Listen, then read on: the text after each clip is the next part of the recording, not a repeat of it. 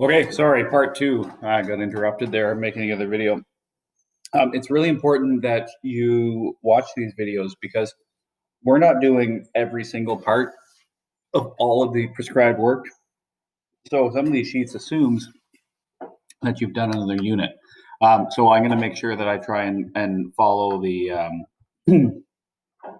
I'll try and follow along with the questions and make sure that nothing is left out. So what we were doing is we were talking about types of investments and simple interest. So just going back to simple interest, talking about things, we talked about bonds, savings bonds, and simple interest. So simple interest, I explained how to calculate there. I is interest, P is principal, T is time in years. And you find that interest principal times rate times time. It's always multiplication, nothing else. You take that amount that you either borrow or that you invest, multiply by the interest rate, and then by the number of years. In this example, we were just finishing up. If she bought the bonds for $10,000 and sold them for $9,000, she does lose money, right? Because she sold them for $1,000 less than she paid for them.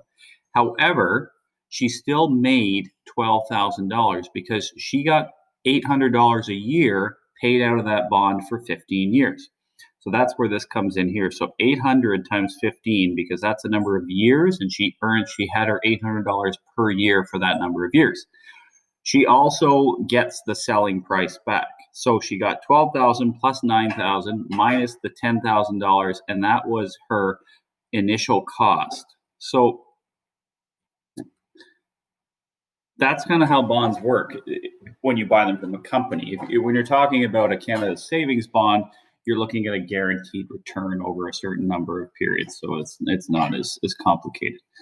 Moving on to stocks. So stocks are something, when a company is publicly traded, that means that you can basically make an investment in a company itself. So you can go online right now, or your parents can go online. As soon as you're 18, you can open an account with an app and you can start to buy stocks. You've probably heard that Amazon stock has gone up tons in the last little while with COVID and everything. And Amazon is kind of trying to take over the world. So something like an Amazon stock costs like $3,000 US or more to buy one share of Amazon. What does that mean? Well, if you buy a piece of that company, that stockholder, so you've got a little bit of ownership of that company. And what happens is if that company does well, then the stock in the company becomes worth more. So maybe you buy that stock in Amazon for $3,000, which seems insane for one tiny piece of the company. But maybe that they report crazy amount of earnings, and those earnings increase. So the stock that you bought for $3,000 becomes worth $4,000 by the end of the year. What you can then do is sell that stock for $4,000, and you've made $1,000. You can't predict stocks, though. People try. What people try to do is they try to make investments in things that they think are going to do well. So if you think there's something that's going to do really well, you might choose to buy a piece of stock in that company. Right now, there's lots of stocks that have gone down a lot because of COVID. And think about something like Air Canada. Air Canada stock has gone down quite a lot because it's an airline company in Canada. They're not making that much money because they're not running near as many planes. But if the vaccine goes well, maybe Air Canada is going to have, there's going to be tons of demand because people are going to want to fly places. They're going to have saved some money during the lockdown, and they're going to want to go on a vacation. So they're going to want to fly with Air Canada, and then that company is going to make money. So maybe buying Air Canada stock, which is about like $22 today, maybe it's going to go up a lot. So if you bought Air Canada stock today, maybe it could go up. However, maybe Air Canada is not going to do well, and maybe that they've lost so much money this year that they're not going to recover, and their stock price is going to go down because they're going to show how much money they've lost. So maybe you could buy for $22 today, and it could go down to $10, and you could lose out big time. You can't predict stocks, so they're very risky. And usually only people who are really good at it should be spending a lot of time investing their money in stocks. Big advantage, you can sell it. You might get a dividend, which is like the company will give you a little bit of money because they've made some money, so they have to give money out to their shareholders. You could make money in the future by selling stock at a later date. You might get to vote you might get a vote. I own some stocks, and sometimes I get stuff in the mail, and honestly I don't usually vote, but sometimes they ask me to vote on the company's next step. It's usually with a smaller company, they're asking you to vote who's going to be the new president of the company or something like that. Disadvantage of stocks: when you buy and sell them, it usually costs you money.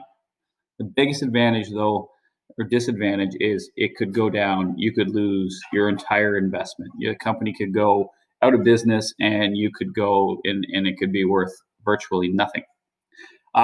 This example right here of Rosetta, I don't know what it's supposed to be, is an example of stock price over time. So you can see right here that in February, in this example, the stock price was around $16. So if you purchased the stock right here, you would have paid $16. Now, if you purchased the stock in about May, it's gone down to about $11. So that means you would have lost $5 for every share that you lost. You can see it right here on the side. Now, if you stuck it out and held on to that stock, you don't lose it unless you sell it. So if you sit there and you hold tight and you don't sell that stock at a loss, if you waited till September, it went up to $18.30. So if you sold then, you would have made $2.30 for every share that you had purchased. So that's how stocks work. Over time, they go up and down depending on how the company's doing.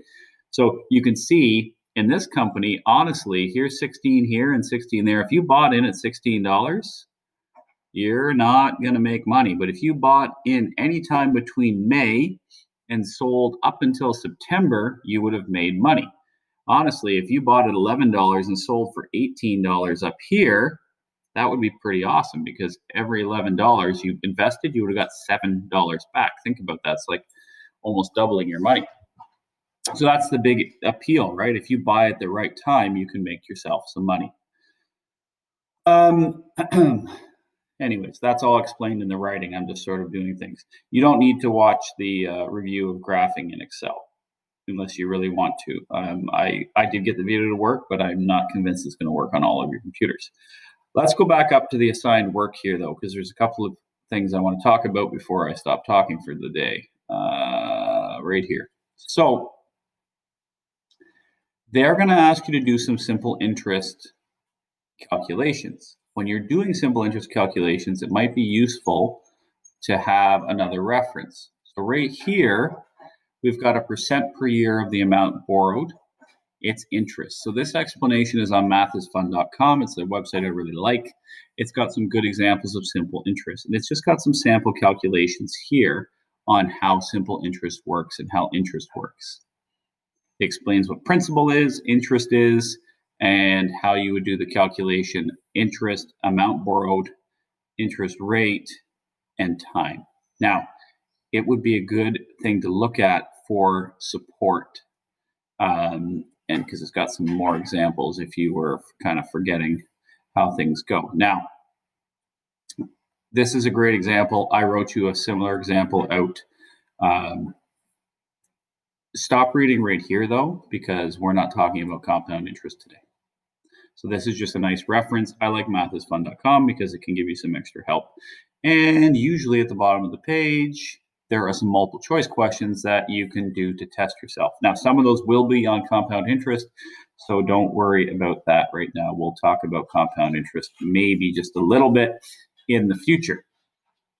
So getting back to types of investments, I'm trying to be careful here. And if you look, we have some questions here. Now, I'm going to sort of answer these questions for you. You can type out the answers based on what you know, what I've told you in this video, or anything you research, because we didn't actually do Unit 3, Activity 1 in too much detail.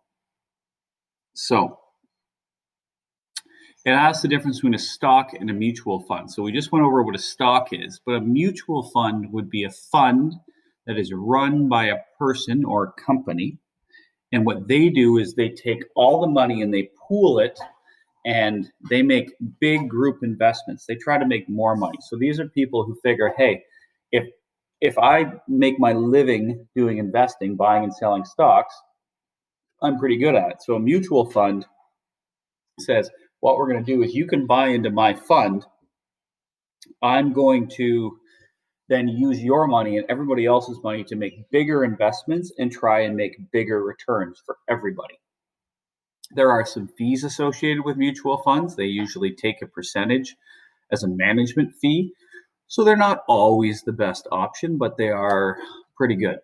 So what's your safer, buying a GIC or buying stocks? Well, GICs are guaranteed investment certificates. So probably talked about that a little bit earlier in one of my videos, but not in too much in depth. So a guaranteed investment certificate is the safest option.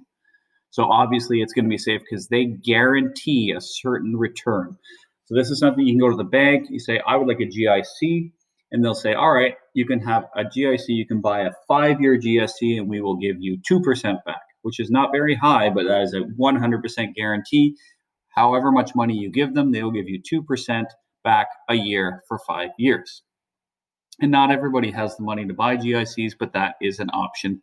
They are a low return, low risk. No risk, really. Low risk, but they're also a low return. Remember, because we were saying before, with great risk could come great reward. So what should you consider when investing your money in a more aggressive, risky type of investment? So this is where I want you to be creative. What should you consider? And the big thing is you should consider your future and what you want to do with that money. Okay. Honestly, not most of us aren't going to have a ton of money to invest. And what we want to do is make sure that we're putting a little bit of our savings away and making our money work for us, because it doesn't matter how much we make, we can all save a little bit here and there. And if you save a little bit, you might as well make that money do as much good work for you as possible. Okay, so do your best on these questions. Do some reading. There's a lot of advantages and disadvantages. You did well on that on the final unit project. This is going to take a little bit of time to read through and try, but I think you can do it. These questions at the beginning, remember these are simple interest questions right here. So you can do those calculations. So just so you're remembering, we've got a principal of $10,000. We have an interest rate of 5%, and a 12-year bond is the amount of time. So just so you remember, interest, sorry, I got to erase that. Interest rate is not I, it's R. Okay, it's little r.